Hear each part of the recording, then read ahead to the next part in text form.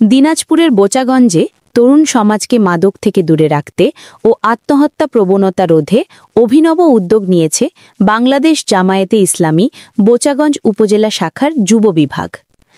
সকালে উপজেলার ছাতইল ইউনিয়নের বিভিন্ন তরুণ ও যুবকের মাঝে ফুটবল বিতরণ করেন সংগঠনের নেতৃবৃন্দ। অনুষ্ঠানে প্রধান অতিথি ছিলেন উপজেলা জামায়াতের আমির ও সাবেক ভাইস চেয়ারম্যান মাওলানা আমিনুল হক।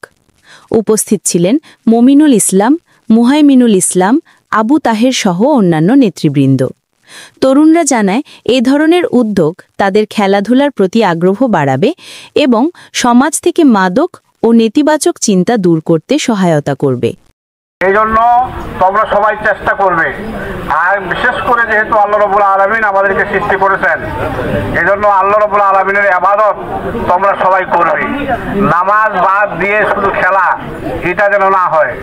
আগে নামাজ, তারপরে খেলা। যদি খেলতে খেলতে নামাজের সময় হয়ে যায়, তাহলে খেলা বাদ দিয়ে আগে নামাজ পড়বে।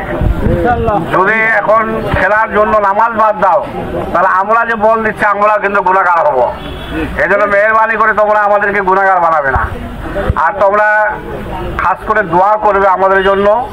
সামনে নির্বাচন আসতেছে, এই নির্বাচনে আল্লাহ রাব্বুল আলামিন যেন এমন আমাদের জন্য শাসক নিযুক্ত করেন যারা আমাদের দেশটাকে ভালো করবে, যারা বৈষম্যহীন সমাজ গড়বে, যারা মানবিক রাষ্ট্র আমাদেরকে উপহার দিবে। এই ধরনের বাছাই করে ভালো লোকদেরকে যেন আমরা নির্বাচন করতে পারি, ভালো শাসক যেন আমাদের দেশে আসে। এজন্য সবাই দোয়া করবে, তোমরা চেষ্টা করবে যারা ভোটার ভালো মানুষকে ভোট দিবে।